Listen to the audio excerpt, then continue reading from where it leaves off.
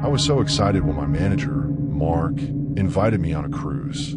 I work at a small tech company, and Mark is one of the nicest people there, friendly, always cracking jokes. He said it was a chance for his family and me to relax after a busy year. I'd never been on a cruise before, so I said yes right away. It was a 5-day trip. Mark brought along his wife, Jenna, and his nephew, Tyler. Tyler was 15, quiet, polite, and like most teens, always glued to his phone. They treated me like part of the family. We laughed, took pictures, and enjoyed the all-you-can-eat buffet every day. The ship was like a moving hotel. Huge swimming pools, game rooms, movie nights, even a mini golf course.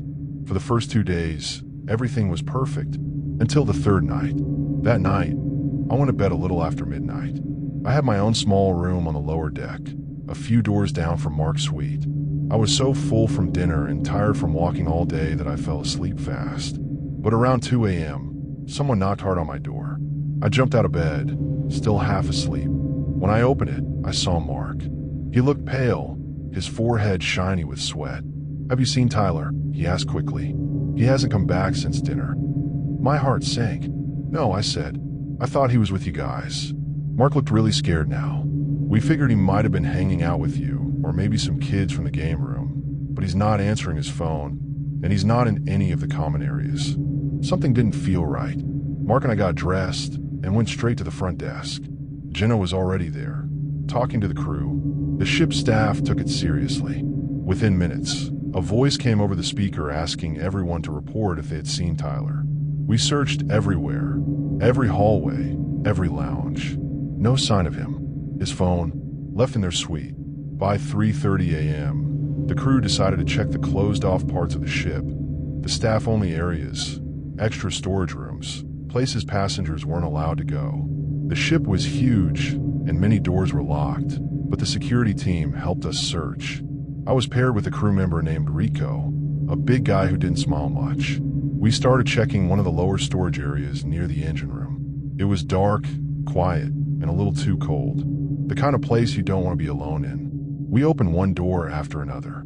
Empty rooms, piles of unused furniture, cleaning supplies, nothing. Then we opened the last door at the end of a narrow hallway, and we found him, Tyler. He was sitting on the floor, his hands tied with a belt, his mouth covered with duct tape. His eyes were wide with fear. I froze. For a second, I couldn't even move. Then Rico pushed past me and ran to untie him. Tyler was shaking. His arms had marks from where the belt had been tied too tight. He said he'd throw me off the ship if I screamed. Tyler whispered after Rico removed the tape. "Who?" I asked. "A man," Tyler said, his voice trembling. "I don't know who he is. He wore a hoodie and kept saying he had to teach my uncle a lesson." That's when I realized this wasn't random. Someone had grabbed Tyler on purpose. Someone who knew Mark. We brought Tyler back up. The crew locked down the deck and checked the security cameras. It took a few hours, but finally they found footage of a man leading Tyler away from the game room, his face hidden by a hoodie. When they zoomed in, I nearly fell over. It was Sean. Sean worked in our office.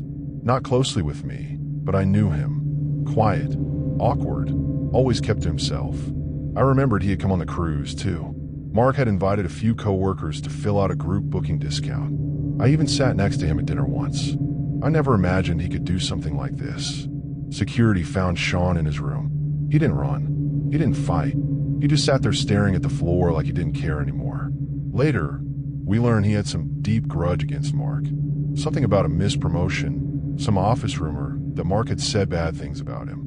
None of it made sense. But he thought hurting Tyler would get revenge. They handed him over to the police at the next stop. Tyler is okay now. Scared, yes, but safe. I still talk to Mark sometimes, and he told me they're all in therapy, trying to get past what happened. As for me, I haven't set foot on a cruise ship since. You think the sea is calm, the boat is safe, but sometimes the real danger isn't in the ocean. It's in the people standing right beside you. I was 14 when my family went on a cruise to Alaska. It was our first time traveling by ship, and everything felt like an adventure. The ship was massive, so big it had restaurants, pools, even a small movie theater. I couldn't believe we were floating through the ocean on something that looked like a small city. At first, everything was great. We watched whales splash in the distance. We ate way too much ice cream. My little brother and I even joined a scavenger hunt for kids. But something changed on the third night. Something I'll never forget. It started around 1:45 in the morning. I couldn't sleep. The room was too quiet. The only sound I could hear was the low hum of the ship and my brother's soft snoring. I looked over at my parents. They were fast asleep too. I don't know why, but I felt pulled to get up. Maybe I was just curious. Maybe I just wanted to see what the ship looked like when it was asleep too. So, I quietly slid out of bed, put on my hoodie, and stepped out into the hallway. It was dark, but some small lights ran along the floor. The carpet was soft, and everything felt still, like I had stepped into a dream. I walked past the empty game room, the silent buffet area, and finally made my way up to deck 7, where there was an open space with glass railings and lounge chairs. That's when I saw him. A boy around 16 or 17 was sitting on one of the lounge chairs, staring out at the dark water. He wore a gray jacket with the hood pulled up, but his face was easy to see in the dim light. He noticed me and smiled. "You're out late," he said. I nodded. Couldn't sleep. He patted the chair beside him. "Same. This is the best spot at night. Quiet. Nobody around." I didn't want to be rude, so I sat. He introduced himself as Dylan. Said he'd been on the ship for a couple of weeks already, traveling with an older cousin who didn't care much about him. He seemed okay, a little quiet, but friendly. At first. Then Dylan leaned forward, his eyes sharp. "Want to see something cool?" he whispered. "What is it?" I asked. "Something most people never find," he said. He stood and motioned for me to follow. A small part of me felt unsure, but my feet moved anyway. We went down a narrow stairwell behind a staff-only door that had been propped open. Dylan seemed to know exactly where he was going. The hallway below was darker, colder. No windows. No sounds. He stopped in front of a storage room. "You're gonna love this," he said, pulling the door open. Inside were shelves of supplies, towels, sheets, cleaning stuff. Nothing special. But then Dylan pulled something out from behind a box. A passenger's wallet, and another, and a silver necklace. "People drop things all the time," he said with a grin. "Sometimes they don't even know it's missing." I stared at him. "Did you take these?" He didn't answer. He just gave me a slow nod, like it was a secret between us. "I know how to get into rooms without being seen," he said. "The cameras don't cover everything. Want me to show you?" My stomach dropped. "No," I said, trying to keep my voice steady. "I should go back." "You sure?" he said. "No one would catch us. I've done this a dozen times." I took a step back. "I need to go. My parents will wake up." He stared at me for a second, then shrugged. "Suit yourself." I didn't wait. I turned and walked fast, almost running once I reached the regular hallway again. My heart was racing the whole way back to my cabin. I locked the door behind me and crawled into bed. I didn't sleep at all that night. For the next 2 days, I stayed with my family at all times. I didn't tell anyone about Dylan. I figured maybe I imagined the whole thing. Maybe he was just trying to act cool. But then it happened. 2 cabins were broken into. Someone had taken money and jewelry. The captain made an announcement asking passengers to report anything strange. That night, I saw Dylan again, but this time, he was with security. He didn't fight or run, just walked with them, his hands in his pockets, as if nothing had happened. I stood there frozen. Later, I heard someone say he had been caught near a storage room, carrying things that didn't belong to him.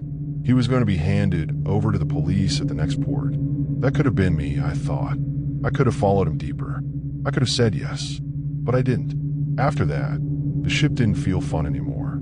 I still took pictures, still had meals with my family, but the magic was gone, replaced by something colder. I learned something on that cruise. Sometimes danger doesn't look like a monster. Sometimes it looks like a boy with a quiet voice and a smile that hides the truth. My name is Alina, and I want to tell you about something terrifying that happened to me while I was traveling alone on a cruise ship. It was my first time going on a trip by myself. I was headed to visit my family on an island far away. I thought a cruise would be fun, a calm way to relax, watch the sea, and enjoy being alone for a while. That's not how it turned out. The ship was huge, bigger than I expected. At first, I liked how peaceful it felt. My cabin was on deck 6, near the back. It was quiet and kind of hidden, which I didn't mind. I had a small bed, a desk, and a window that looked out at the ocean. The first day was nice. I walked around, ate some buffet food, took pictures, and FaceTimed my cousin. Everything seemed fine. That night, I went to bed around 10 p.m., tired but happy. I fell asleep quickly, but at exactly 12:43 a.m., I woke up. I don't know why. There wasn't a sound, but something felt wrong, like the air had changed. I sat up and looked around. My room was dark, except for the small green light near the door. Then I noticed something strange. The door to my cabin wasn't shut all the way. I always lock my door. Always. I got up and checked. The lock was still turned, but the latch wasn't fully clicked in, like someone had pushed the door just enough to pop it open. My heart started pounding. I looked out into the hallway. Empty. I closed it tight, locked it again, and sat awake in bed for a while. Maybe the ship moved and loosened the latch, I thought. I tried to calm down. The next morning, I told the front desk. They said it could happen sometimes, especially if the doors weren't pulled tight. Fine, I'll let it go. But then the second night came. Same thing. I woke up after midnight, and again, the door was cracked open, just a little. Now I knew I had locked it. I even pulled hard on it before bed to make sure. This time, I told security. They said no one had used a key card to enter my room, but I still asked to move to another cabin, closer to the elevators and other guests. They gave me a new room on deck 8. I felt better being around more people, but my relief didn't last long. On the third night, I was brushing my teeth when I heard something strange in the hallway, like someone trying different door handles. I opened my cabin door just a little to peek out. I saw a man, tall, wearing a crew jacket. He was walking slowly, stopping at each cabin door and trying the handle very lightly. He looked calm, like he belonged there, but I knew that wasn't normal. When he saw me watching, he didn't say anything. He just smiled and kept walking. I told the front desk again. They looked at the camera footage, and here's where it got even weirder. The man wasn't crew. He was a passenger, but he had been switching cabins every night using different names. He'd been moved 3 times because other guests had complained about odd behavior, going into wrong rooms, following people at dinner, pretending to be staff. They had let it slide because he always apologized and said he got confused. This time, they decided to search his things. And guess what? He had a stolen uniform in his bag. He had taken it from a laundry cart to look like part of the staff. That's how he was walking around without anyone stopping him. They didn't arrest him yet, but they locked him in his staff room and waited until the ship reached the next port. He was removed by authorities once we docked. The cabin I had first stayed in, one of the other guests said he had been seen standing outside at the night before I arrived, just waiting, watching. I don't know what his plan was. Maybe he just liked sneaking into empty rooms. Maybe worse. But ever since that cruise, I double-check every lock. I don't open my door unless I know who's there. And I never stay in cabins at the far end of the hall. Moral of the story? Not every danger on a cruise hides in the ocean. Some walk the same halls as you, wearing a stolen smile.